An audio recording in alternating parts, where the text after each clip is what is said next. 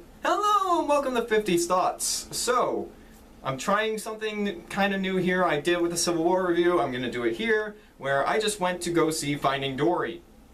So, I'm going to make a quick kind of, midnight screenings kind of review of it here. And I will be trying to do this now on with every movie that I go out to see in theaters, whether it's with friends or not. So, after the opening titles, we will be talking about Finding Dory.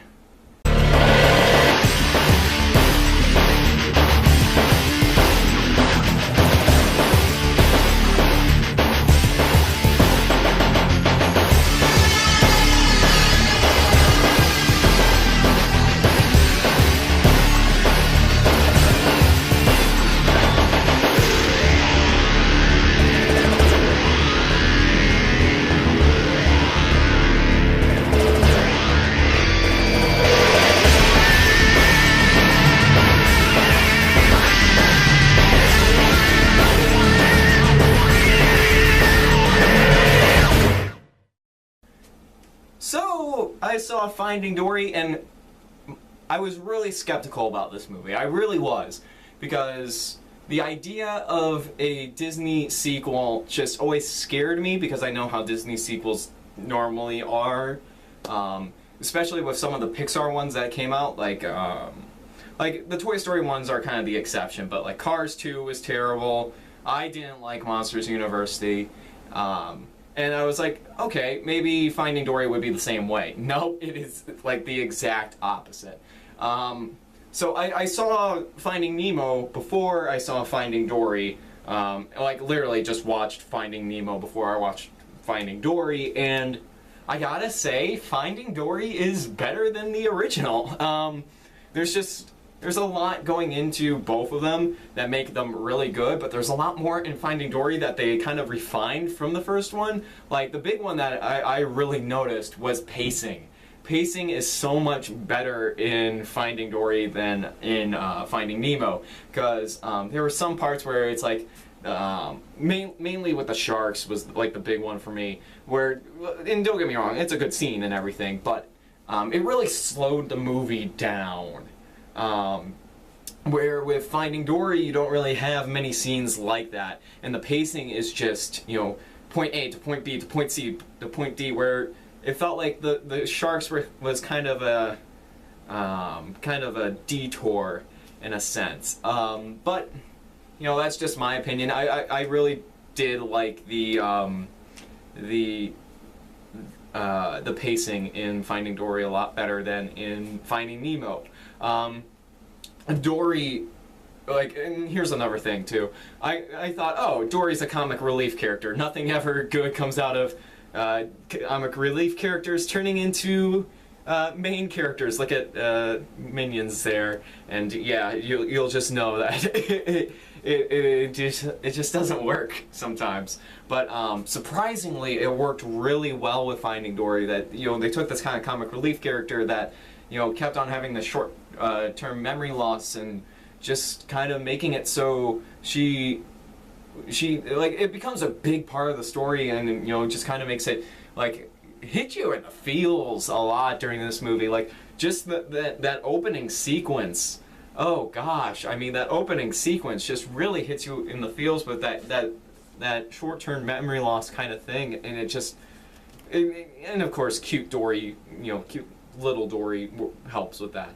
But just to see how she totally forgot about this life that she had prior to Finding Nemo and things like that. It's just, oh man. And then the whole first kind of Finding Dory is an appropriate title for this movie. It's appropriate.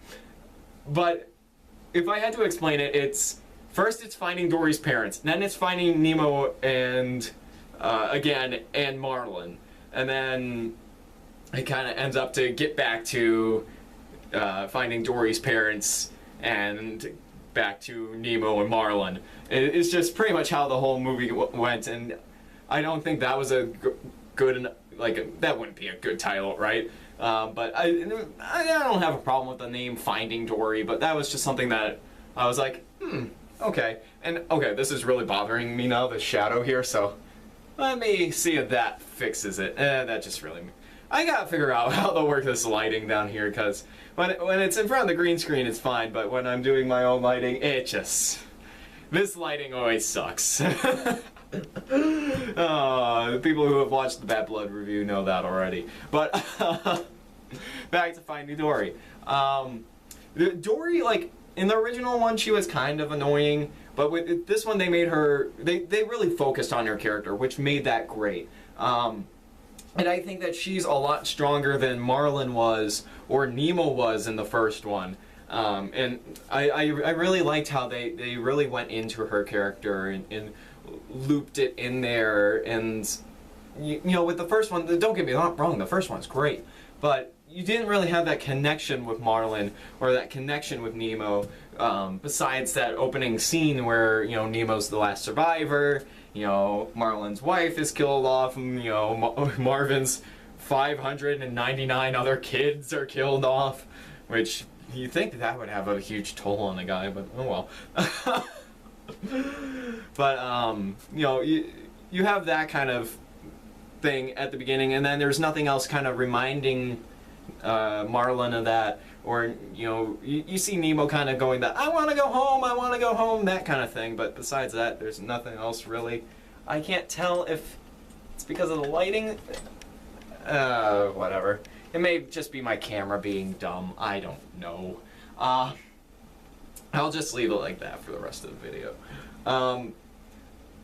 I just lost my train of thought. Well, now I know how Dory feels. But... Oh yeah, back to the Marlin and how Dory's kind of a better lead character for this. You know, in Finding Nemo, it would have been nice to kind of see more of those scenes of, you know, showing the connection between Marlin and Nemo. Where with Finding Dory, you see the connection between her and her parents, and why she wants to keep going back to it, and why you should be invested in her trying to get back to her parents. And I love that about this film. And again, it's really hard to kind of make the comic relief character the important main character, you know, and they did it so well in this film. And they also introduced a lot of new characters that are really great. Their names are blanking on me, even though I just watched the film. But Destiny, she was a good character. I liked her. Hank, the septopus, that was... Oh, I learned a new word from that. But Hank was a very interesting character. I liked Hank. The one that forgot how to use his echolocation, he was alright. I can't remember his name, but he was okay. He wasn't as likable as the other two. But, you know, you can't hit all of them. Man, I really, like, hate my memory sometimes, because it's like, oh, who is that character again? Who is that character again? And it's with most movies that happens to me with. That's why I take all my notes before this. So here, let me actually look up Bailey. That's the name of the one that I was forgetting. Bailey was an okay character. Not my favorite, but okay. Crush returns in this film. Crush, I feel like that should be one of the next characters that they try to give more character to, if they're gonna keep making more Finding Nemo sequels, which I doubt that they will. If they did, that would be, well, number one, money making, and number two, I think people will grow tired of all these different sequels constantly. But Sigourney Weaver as herself, that was great. I really liked that. Let's see, who else?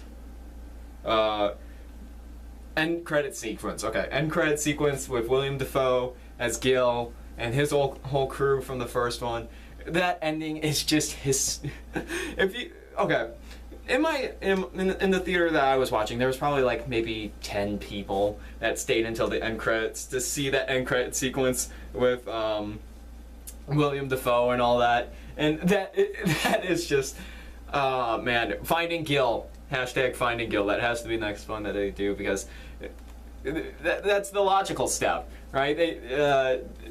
I don't want to spoil too much of it, but pretty much the tank animals from the first one are in this end credit sequence where they head to the exact location where Finding Dory kind of happens, and then they kind of get swept up by the people that swept up Dory and all that, and and then that's the end credit sequence. And I thought that's like the next point for them to go off of. Let's see here. Like I said, Sigourney Weaver has a great cameo in this. Whenever she started talking and kept on going, "I'm Sigourney Weaver," I was like, "Oh my gosh." What else can I say about this movie? This movie is it's so good. It takes everything from Finding Nemo and improves on it. It makes the characters more likable. It makes Marlin. I think it's Marlin. Marlin is still Marlin. He's still kind of the protective fish. I guess is the word for it. Protective fish of the bunch, of the school. I hate my puns. But he's still the protective one. Nemo, he still has the same characterization. Dory was the big one that they had more characterization for. But it's nice to see these characters kind of come back, and you still kind of get the same feel of the characters. Their voices still match their personalities and the fish that they are and things like that. And another thing too was the biggest line from this movie, which I was like, oh, that's gonna go somewhere, which was where Marlin says, just wait over there and forget about that. And it did become like a huge thing, like, that's the only thing you're good for, is just sitting over there and forgetting something. I was like, oh snap, as soon as I heard that line. And then Nemo keeps making fun of it during the movie, and that was just perfect writing with how they went about that. Just keep swimming, that was a great idea. Having that come from her parents, that was great. The other big thing was, what would Dory do? I thought that was great. And yeah, if you haven't seen this movie already, go out and see it, because it is just really good. If you loved Finding Nemo, you're gonna love Finding Dory. Maybe even more than the original one. Like I said, it takes everything from the original and just improves on it to a great scale. Like, the animation is great. I really like the animation. Unlike the what was it? The Good Dinosaur, the Big Dinosaur, whatever that one was that flopped. The backgrounds really match. The art style. They had to get a new Nemo actor, because the other one would have been like, let's assume that the actor was like maybe 8 when he played him. He would be around 22 now. And it's supposed to take place 1 year after the original one. So they got a good sound alike. I liked that. They got a really good sound alike for him. When I heard Nemo's voice, I thought that was still Nemo. I didn't think it was like, oh, they got a new voice actor or whatever. I'm assuming that was a kid that did it the first time. If not, and it's the same guy, then wow, congratulations on tricking me about that. But yeah, the short at the beginning of Finding Dory was really cute and really super detailed. Like when it came to its art style, I forget what it was called, but man, that was a really nice short. About if you have a traumatizing event the first time, just go out there and keep trying. The whole at first you don't succeed, try again thing. But they made it seem like it was this whole. It's a great short. It really is. The detail's amazing in that short. The animation is great in the short. I know it's not Finding Dory related, but hey, it played in front of Finding Dory, so I guess I can talk about it. And yeah, just what else to say? I mean, just go watch it. If I ever do an actual 50's thoughts analysis on these, which I may eventually, but You know, I'd probably have more collective thoughts, but this is just me kind of going right out of the theater, just going, it's good, man. It's super good. Just kind of my initial thoughts and things like that. I've always had kind of a problem with kind of doing that right after I see something. I always kind of start typing it down and that kind of thing, but, you know, whatever. Let's see here. I'm surprised that the sharks didn't come back, because they were kind of like, okay, they were the detour, right, in the first one, where it was like, okay, this seems good, but let's pick it up a little bit. But you think that they would at least have a cameo, because of just how much meme stuff they create with the fish are friends, not food kind of thing. But I didn't miss them. I just thought, I thought they would have been in here somewhere. But yeah. Trailers that I saw at the beginning of this, that Sing, the new Disney princess movie, I forgot what it is. Well, I wonder if there's, maybe someone can help me with this. Is there a way to see what trailers played in front of your movie besides writing them down? Because that would be super helpful. That would be super helpful. But whatever the new, I think it's Hawaiian, the one with Dwayne "The Rock" Johnson in it. That looked pretty good. There was something in the Two Strings with Matthew McConaughey, where it was an animated like Chinese story. That looked interesting. And then there was one that just looked terrible. I can't remember what it was. I kept on thinking during the beginning of the movie, okay, remember these for the video. You need to talk about these at the video at some point. And I'm like, don't really remember them now, so that's my fault. So yeah. Also too, this was kind of weird. They had like a Quentin Tarantino ad at the beginning of this movie, which I think it was for like an art museum attraction or something like that. But it's like, who thought that Quentin Tarantino ad should go right in front of Finding Dory? And it had blood and gore and things like that in it, and it's like, why would that ad play in front of Finding Dory of all things? I could understand Ninja Turtles, I could understand Independence Day, but Finding Dory? Really? Yeah. I'm trying to think of what else. Oh. To the 3 people, 4 if we're going off of what my cousin Joby Wan said, to the 4 people that had your phone out during the frickin' movie, screw you guys, okay? I get it, it's 2016, it's popular to do that, but please, turn off your cell phones. It is distracting. Also, it's a movie theater, please. I understand kids want to talk during the movie about what's happening in the movie, but please tell your kid to be quiet. That was another thing. It's just movie theater things, but it didn't hamper my experience at all from watching Finding Dory. This is definitely one that you want to go out into the theaters and see. Okay, here's the thing too, was we were originally going to see this at 4:15. It's currently like 11 o'clock now. Correction, midnight now of recording this. But we were originally going to go at like 4:15 to see it. And they were like, sorry, we don't have 4 seats together, since my whole family was going to watch this together.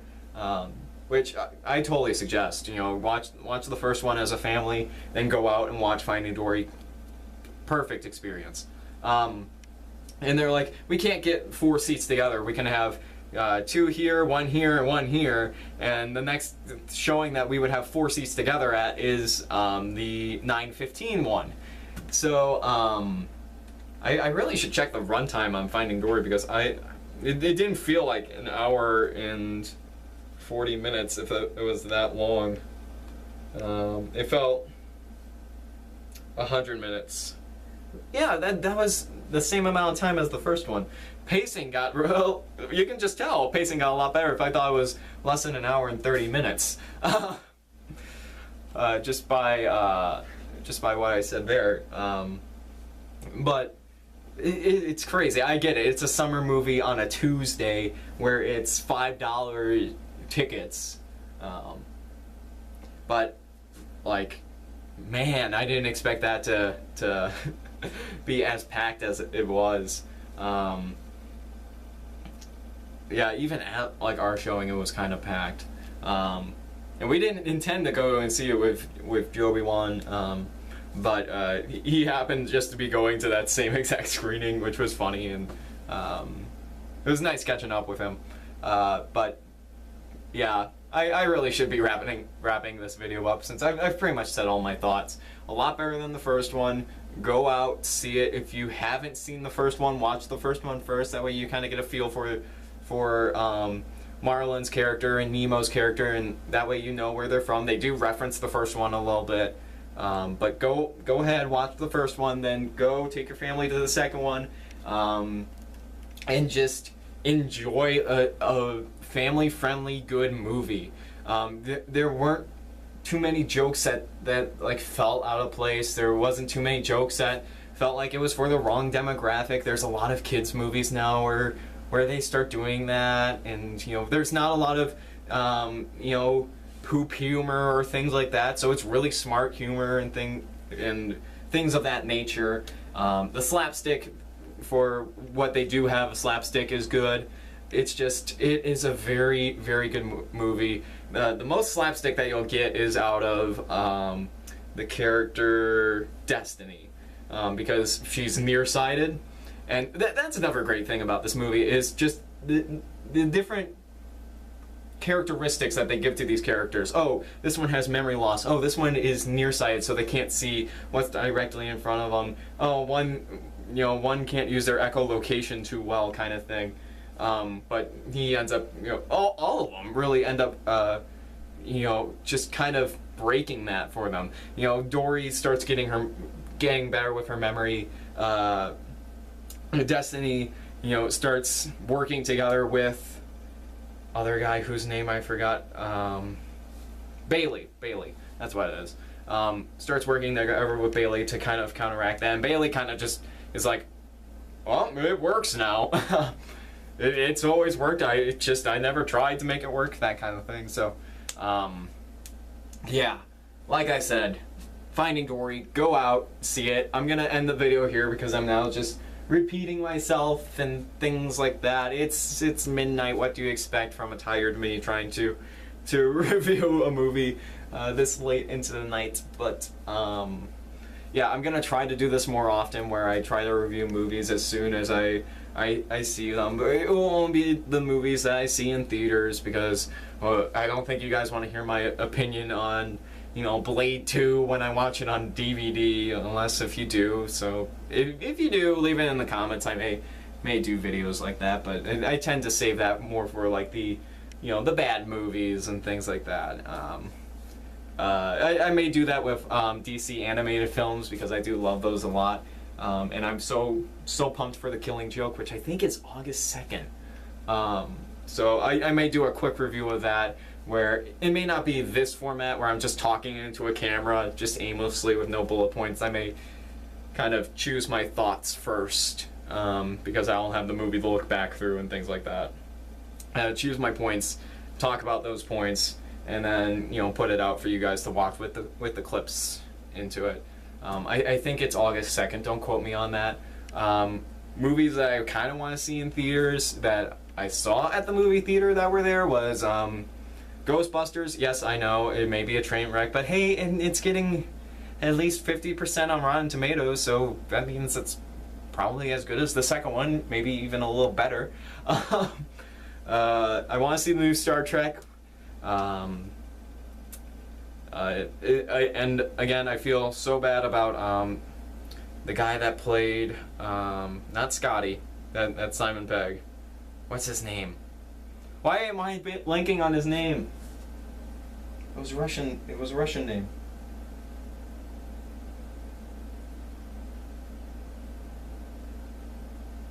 shit.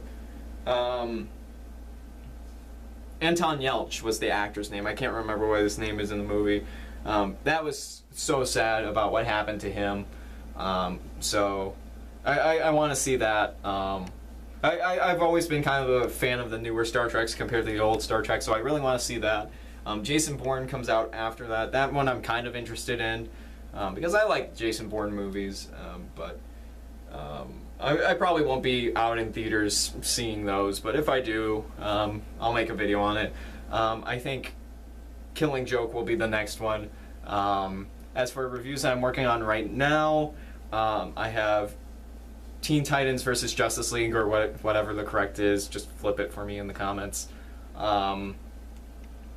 I have that underway. I have the Batman vs. Superman review underway. And I've got stuff planned for, let's see here. September, I don't really have much planned. October, I don't really have much planned. November, I'm going to shoot for a Doctor Strange-esque thing to review, because that's when Doctor Strange comes out. And then, you know, then we'll have, wait, that's in November. Did I mention September and October I don't have anything planned yet? Probably did. And then December, we'll be doing a Christmas special like we did last year. So just to kind of give you guys my thoughts on, you know, what's kind of going on with these episodes. I'm trying to shoot for at least once a month. The binge is on postponement for now. Infamous got pretty injured recently. I don't want to go into too much about it. But, you know, once he starts getting a little bit more better, then we'll do Jessica Jones and we'll do all the rest of them. And I don't know if I'll combine the binge with 50 Thoughts or things like that, but we'll see. We'll see. E3 stuff is still in the works. Sega and Legacy and I need to figure out dates where we can all come together because work. So we have 3 of them filmed now that I just need to edit, and then, you know, then we have, I think, 3 more that we have to do. So plus I got some other videos in the works for you guys. But with all that being said, thank you guys so much for watching. I know I've held you here long enough. If you made it to the end, make sure that you put a like down, put a comment in the description box, or put a dislike on someone else's video, and I'm tired. So I will see you guys next time. Stay frosty, guys.